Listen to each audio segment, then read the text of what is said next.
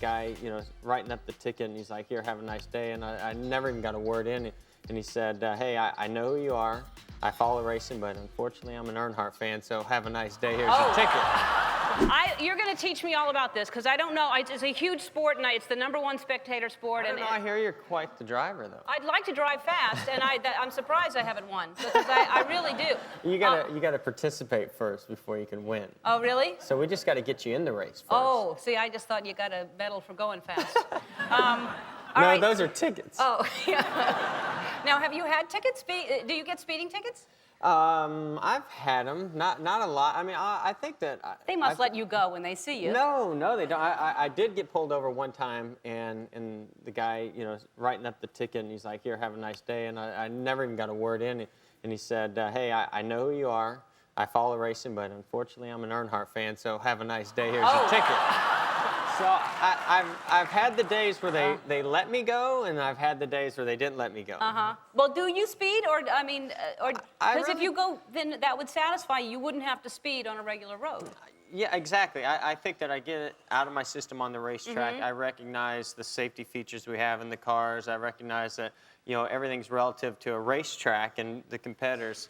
And what goes on the street is, just trying to get from point A to point B. But you must feel like you're just standing still. If you're going 200 miles an hour, when you're going like 20, you must be just like, you might as well walk. Yes, again, it's all relative. Now, if I've been in the race car for hours during a race and then I get in a street car, I'm a madman. So I try to stay out of street vehicles after a race. And what if somebody else is driving? Do you get anxious and think they aren't driving well? I'm the worst backseat driver in the whole world. I would think. Oh, yeah, I'm turn left, turn right. No, the other lane. I mean, I'm and get behind the wind draft or whatever it's called, You're close. Yeah, I don't know. All right, so I don't know. That was dangerous looking to me to go that close, and I know you're supposed to do that, but what if they slam on the brakes if a little animal runs out or something?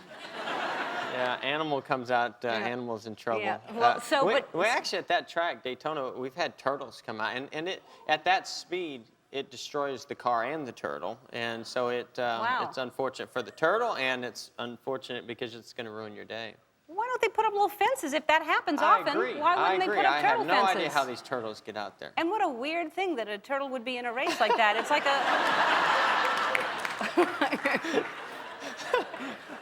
It's like the cartoon. He thinks he can win. Yeah, exactly. I know. We'll show him how fast he's going.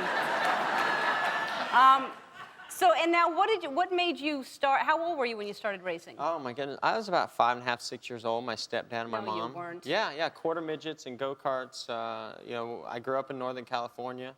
That was pretty big then, and I got into it at such a young age. I really never knew anything else. Do we have a clip of that little go-kart thing that you're talking about? Is that yeah, you? That would be me. That's you? Wow. That's me, yes. That's cute. That's how it all started. So you're 5 years old and you're racing a car like that? Yeah, I mean, it's, the speeds are slow and the track's small and the cars are very safe. I actually started racing BMX bikes when I was 4. And my mom thought it was too dangerous, went to my dad and said, we got to get him in something different than this. And so he brought home a race car instead. And I don't know how that conversation went that night, but, that had to be an interesting conversation because the next day it was like, hey, let's go to the track. Wow. He could talk anybody into anything then, if that's safer than a BMX bike. Well, believe it or not, I mean, it does have its dangers, but knock on wood, for me, I've been very, very safe over all these years. Yeah, so you're going, I said 200 miles an hour. Is that how fast you're going? Some days, yeah, some days. And what does that feel like? Is it really, really loud? Oh, yeah, it's extremely loud. We don't have mufflers, so the engines run, I don't know what the decibel level is, but it's very loud. At the end of the night or day, your ears are just ringing for hours because it's so loud. Do you listen to the radio? What's in? No. What are you listening to?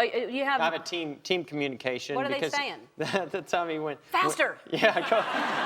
Go.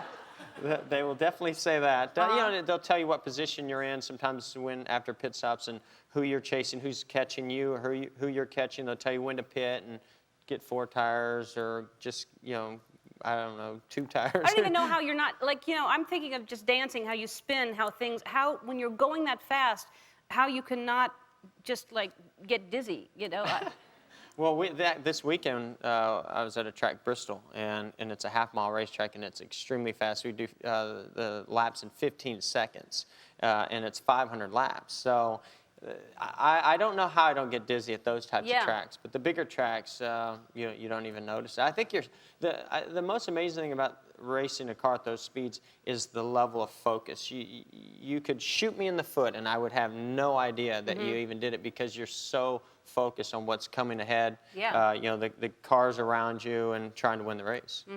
Well, I can't imagine. I cannot imagine that feeling and it's hot in there too, right? I don't know. I heard that you've experienced some pretty high speeds in a car. Well, I don't know what people are saying. Yeah.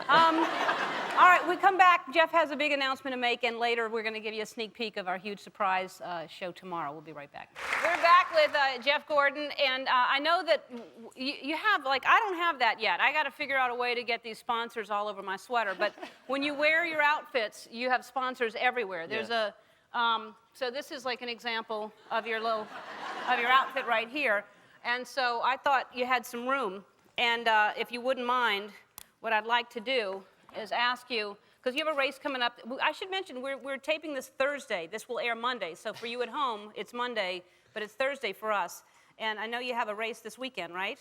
Yes, I do. Well, What are, those cost a lot of money to get on that You don't have to pay me. There you go.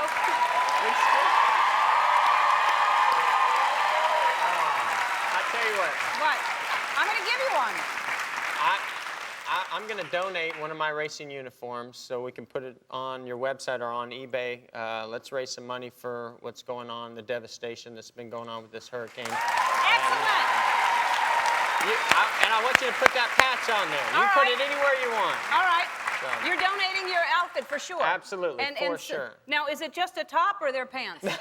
No, it's a whole uniform. Okay. Yes. It's an all-in-one suit, isn't it? Yeah, it's all in one. It's all fire resistant. Nomex. So is this. That's what I wear. I don't take any chances here. But I got to say, God bless you for what you're doing. I mean, yeah.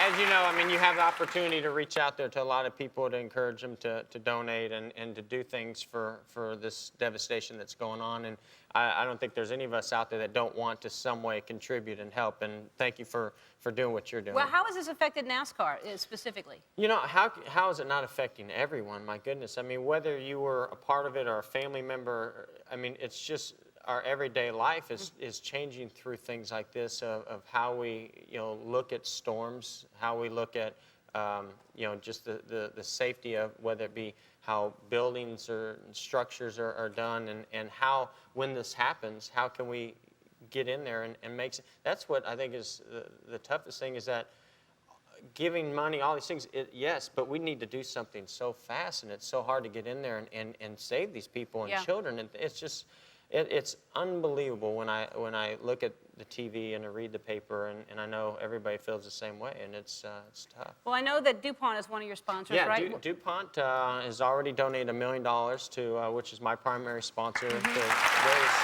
organizations. And that's what I think one of the most amazing things about our sport is we're obviously have so many sponsors, and these sponsors, they are the first ones to jump in when something like this happens. So I know that all my sponsors have plans to contribute whatever we can, whether it be towards the Red Cross or any organization that's going towards a relief fund. That's great. That's great to hear. All right, up next is the Chevy Rock and Roll 400. Is that your next race, September 10th? Is that right? We're actually in Fontana this weekend, and then we'll be in the Chevy Rock and Roll 400 next weekend in Richmond. Okay. Well, be careful. I'll try. All right. All right. Thanks so much, Jeff.